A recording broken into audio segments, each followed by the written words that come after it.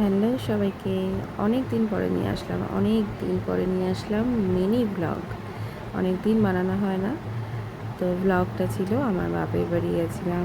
ফাল্গুন মাসে ছিল রক্ষাকালী পুজো। আমার বাপের বাড়ি ওখানে অনেক বড় বড় দুটো রক্ষাকালী পুজো হয়। বছরে একটা দিন পুজো হয়, এই পুজোটা এক রাতের পুজো। আর এক রাতেই এত বড় মেলার আয়োজন হয় এবং প্রচুর প্রচুর মানুষের ভিড় হয় এখানে। তো আমরা খুব মজা করি, খুব ছোট থেকেই, মানে আমাদের জন্মের পর থেকেই আমাদের এই মেলা দেখা, এই পুজো দেখা। তো যত দোকান দেখছো, এটা কিন্তু এক রাতেরই দোকান, এক রাতের মেলা। ওই যে পিছনে একটা বিল্ডিং, ওটা আমার ছিল ছোটোবেলার প্রাইমারি স্কুল। এখন সেটা দুতলা হয়ে গেছে। এক সময় এটা একদম একটা ছোট্ট খাটো স্কুল ছিল।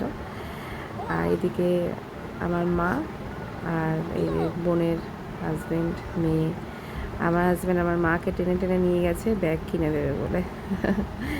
আর এই যে জায়গাটা দেখছো, এটা আমার আগের কোয়ার্টার ছিল এখানে, মানে আমাদের ছোট থেকে বড় হয়ে ওঠা এই জায়গাটাতেই।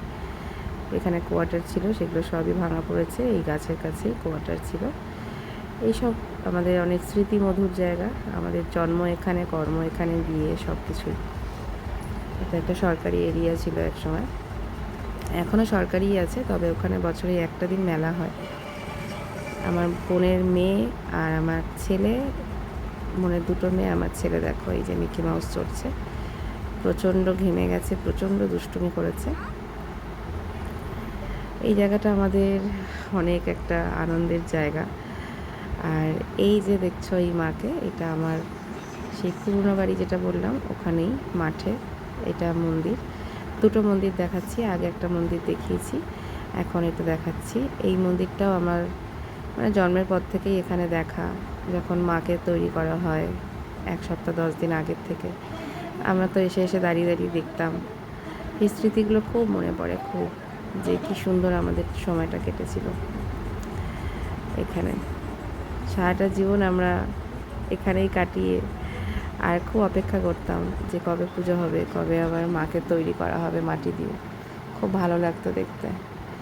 আর এই যে একটা দিন এত ভিড় হয় এখানে, মানে যাওয়ার খুব কষ্টকর আর কি, সবার মাঝখান থেকে। মন্দিরটা আবার তৈরি হচ্ছে নতুন করে, মন্দিরের চূড়াগুলো নতুন করে তৈরি হচ্ছে। আর এই যে আমার বুড়ো ছেলে বাচ্চা বোনদের সাথে উঠেছে গাড়িতে। আমার বুড়ো ছেলে দেখো, পুরো ঘেমে স্নান করে গেছে।